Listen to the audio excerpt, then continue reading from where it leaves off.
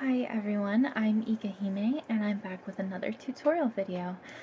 For this tutorial, I figured I would just use the same image from my last tutorial to make things simpler.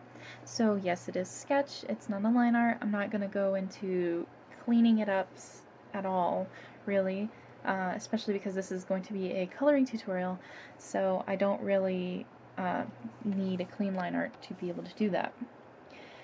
So here I have my line art layer, and then I have my other layer. This is going to be my skin layer, and make sure that it is below the line art layer, unless you're going to be painting over your sketch. Most people don't paint over their sketches though, so make sure that your line art layer is separate from your coloring layer and that it is above your coloring layer. So I am using Paint Tool Sai, as you can see, and my tools, the settings for them have varied over the years. I've kind of found a more comfortable spot to be in. So I made a post about what settings I use for my colors and sketches and stuff. That post can be found on my Instagram. I might have posted it on my Tumblr. I don't know where else I posted it, but you can look for that, or you can just look at the settings that I have as I'm using these tools. And I'm going to try and go through this pretty fast. First of all, I'm going to set down my base color. Now, the base skin color really just depends on the kind of character that you want to draw. And by kind of character, I mean like ethnicity. So, I mean, if you want to make a European girl, or you want to make a Japanese girl, or you want to make another kind of skin tone, whether it is like tan or black or anything, that's all going to be set up in your base tone. Now I'm just going to cover the main one, which would be a Japanese kind of skin coloring. So if I were to do, say, an American girl, a white American girl of European descent, I would put a more pinkish tone in the skin. As you can see here, this is kind of a more pinky peach color. But for this one, I'll be using a more yellowishy peach color to match that out. Now, I mean, there's tons of different ways to pick skin colors. You know, there's just so many different skin colors out there. So, I mean, I recommend, if you want to be really accurate with the skin color, you should take an image and color pick it to match the skin correctly. And from there, you can just kind of play with the colors and shading as much as you want. Now, we're going to go back to the original color that I use. This is my base color. I'm going to fill this in kind of messy because I don't really need it to be neat for the sake of this tutorial. And I'm just going to fill this in for you guys.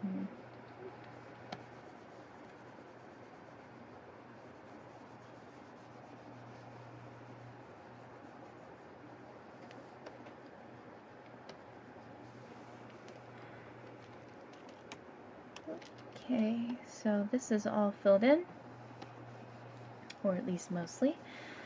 And from this point, I'm going to actually make a new layer above this, and I'm going to set it to clipping. And this means that wherever I color is going to be only where I've put down color on the previous layer. Now notice if I take off clipping, that's what I get. So there's no going back if you start on a clipping layer. Now we're going to go in. I have my base skin color picked. Now I have certain skin colors picked out in my little swatch board. This just makes it easier for me to get a consistent coloring style. However, it's not necessary. You can play with colors as much as you want, and if you don't want to go through having to put them on the swatch board, you can just pick a color that looks close every single time, which is what I used to do. Now, when I'm starting this, I'm going to pick a kind of a light peachy color. I'm going to take my watercolor tool and I'm going to come up to here and I'm just going to kind of like lightly brush it over the top with a really large brush over and bring it down a little bit and over by the ears. So just create like really, really soft shading gradient over here. I'm also going to put down some shading here and mix it up over the chin a little bit to darken this area up a little bit. And I'm going to bring this, oop, wrong button, bring this down here.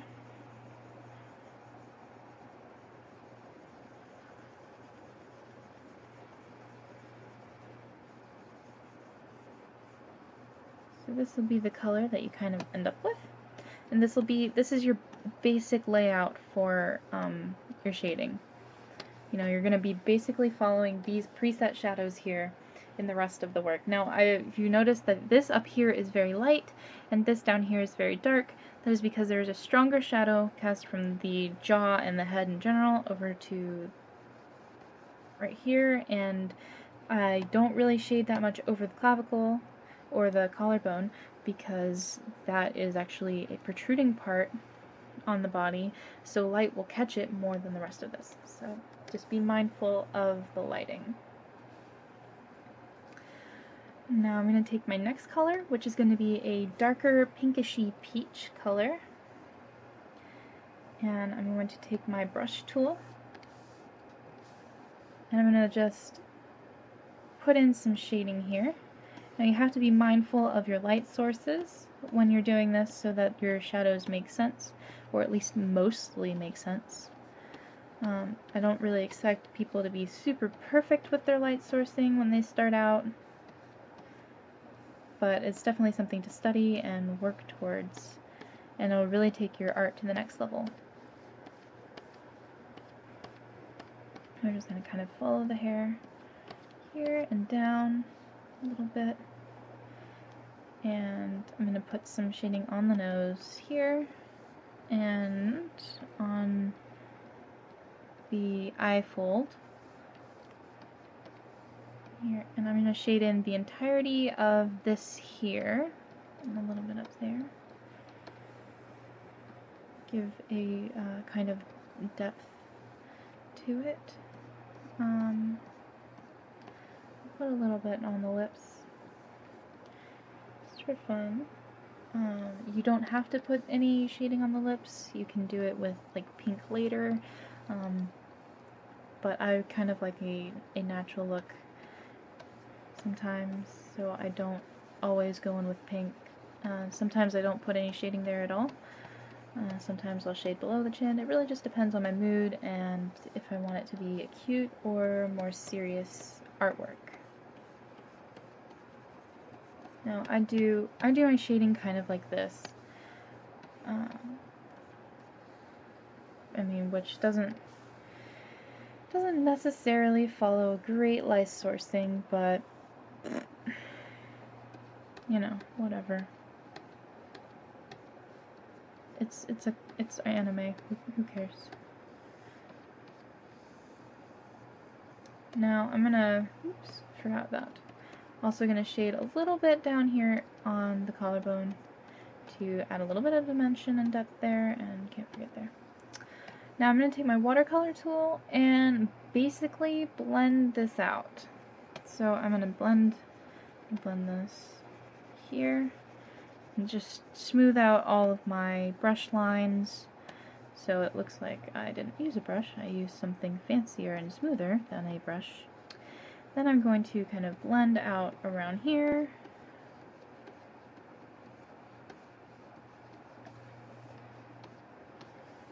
And I'm going to blend in the collarbone.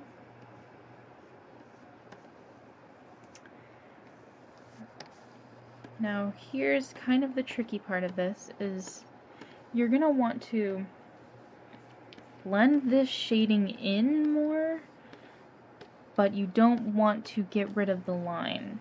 So, I mean, you want to be able to see the shading line, but you want it to be softer, you know. So take away all of the harshness that you had in those lines when doing that, and perfect.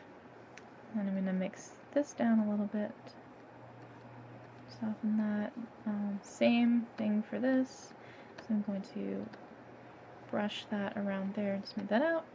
And I'm going to blend in the nose. Now for the nose, I will start with watercolor and usually end with the blur tool to really just soften it up. I kind of like the cute red nose kind of look on my characters, so I like to do that.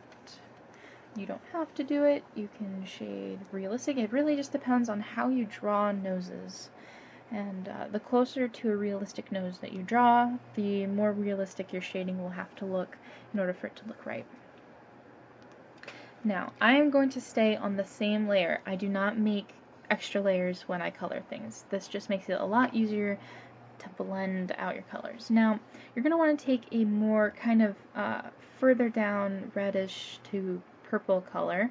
I used to use a more washed out color for my dark skin shading, but I am a convention artist, so I have to print most of my work out, and that color didn't really work well with my printer, so I had to change the color so that it would look better and make the characters look less dead.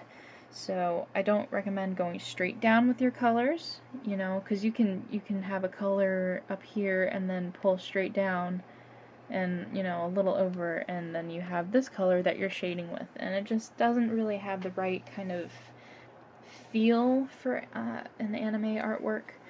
You know, anime is typically, you know, very colorful and bright and fun, so you kind of want to stick with those rules and stay away from super gray tones. Now, so I'm going to move down to my darkest color, and I'm going to add in the more defined shading. Now this will follow the original shading lines for the most part, but you won't be as detailed with it, I'll say. It's your lines aren't going to go down as far. They're just kind of going to be shorter to emphasize darker spots in the shadows, darker places in your shading.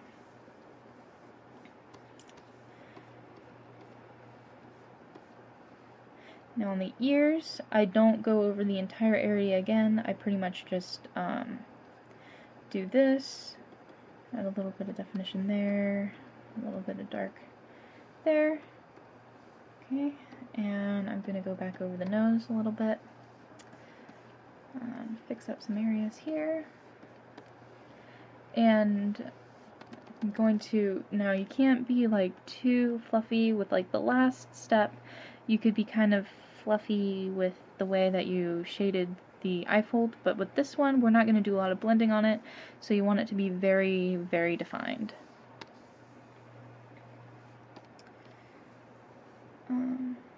If you want to add more shading here, you can. I personally am not going to, but that is again up to your personal preference. Now this part, sometimes I change depending on how I feel like it looks, so I'm going to start with this one, and if it changes before the end product, don't judge me. I sometimes don't know what I'm doing at all. But I typically am going to try and follow the baseline. This will just kind of lighten this up here and add a little bit more dimension to my shading. And I'll kind of show more of a backlit kind of look, you know, like from the side.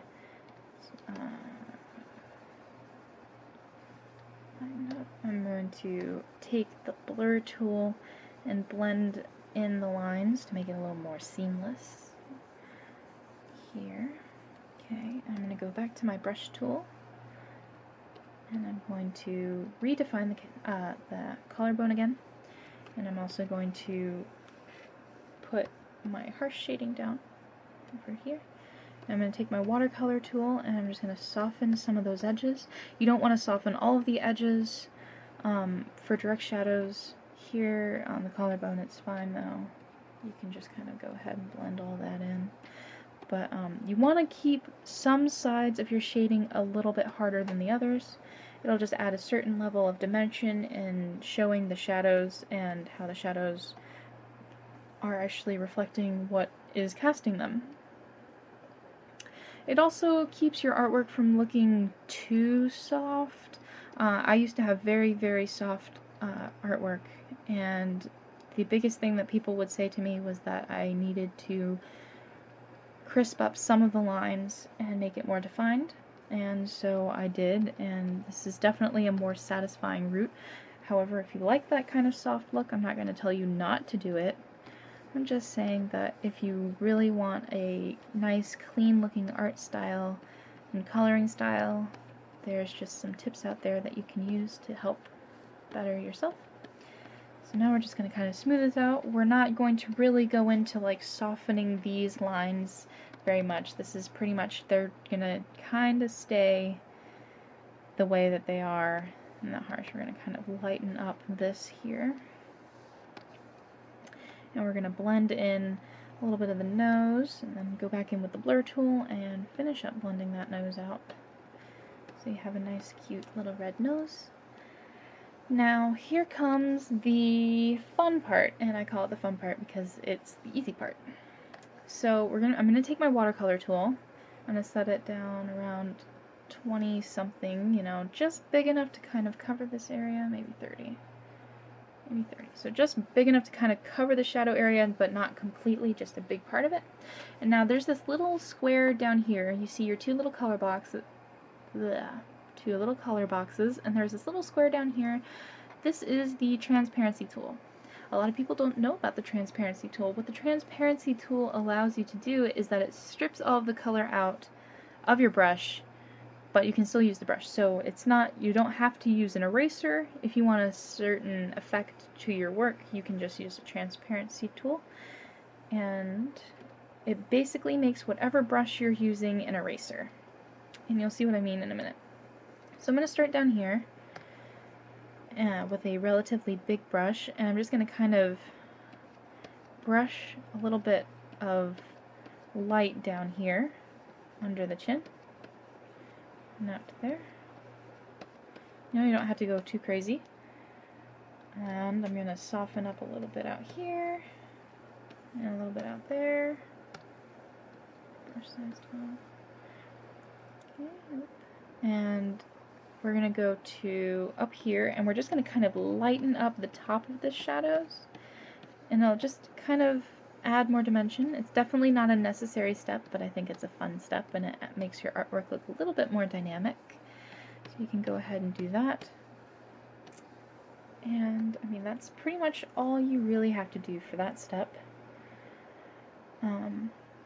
There are other methods you can do too. I'll make another layer for this one because it just makes me more comfortable for this. If you do this method, I recommend using another layer on top first, so that it doesn't really blend in with your other colors.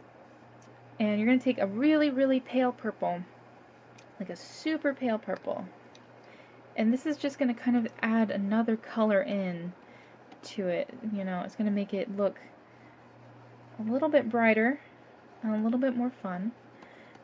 If you are worried about using colors like this and how they'll work out in your artwork, it's fine. You don't have to do it. You can just stick with the transparency, but if you want to experiment with colors, purple is always a fun color to use. So, I mean, there you go. I mean, that's basically all that's really necessary for adding in that little bit of purple reflecting shine. Now, the other fun part is highlighting. Now, for highlighting, I use an airbrush with usually around the medium size, so maybe about 5 or 6 pixels. So, okay, we're going to run around with this. I use white color for my highlights on the skin. If you use a darker skin tone, you can darken up your highlight tone so it doesn't look as plopped. But, oh, oops, what am I doing? I'm getting ahead of myself. We gotta do some blush. Gotta blush it up. Totally forgot. Okay, so for the blush, I'm gonna do two different colors. And this just really softens it up and makes it more cute. I use a more peachy, yellowishy kind of tone for the base color of the blush. So I'm just going to kind of plop that down. Oh, set it to multiply. Multiply.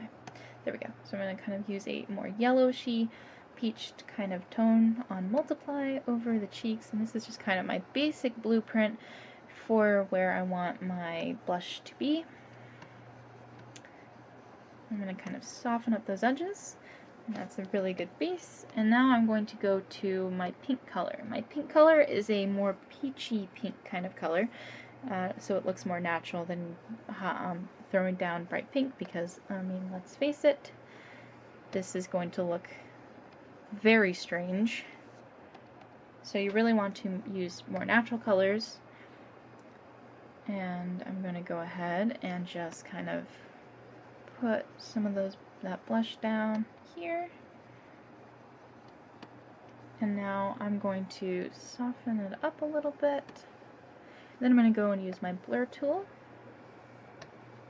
and I'm going to just really blend these colors together and blend them out over the cheek, and I'll make it really, really soft.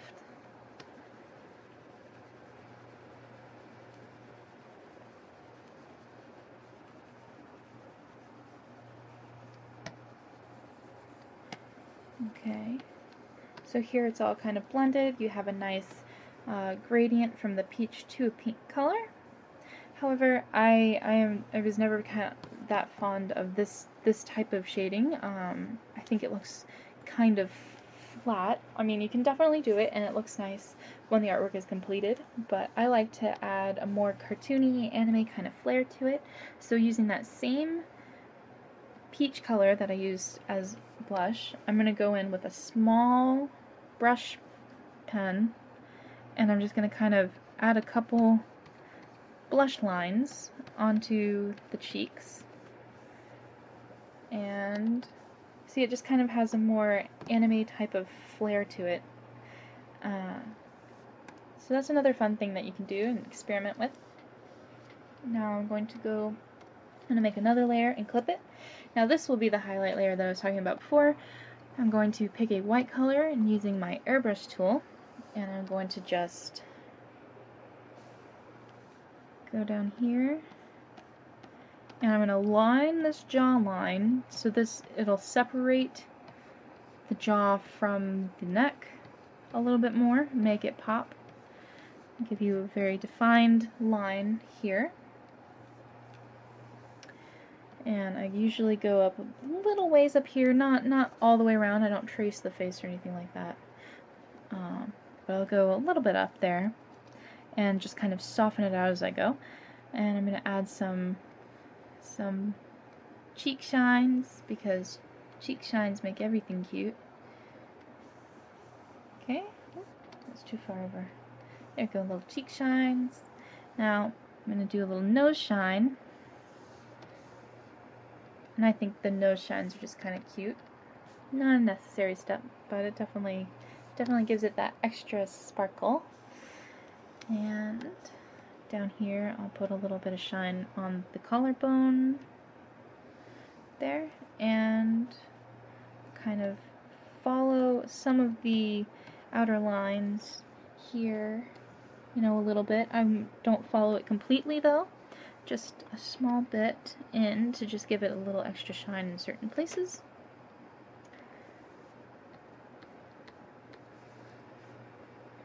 And that is about it for how I shade the skin.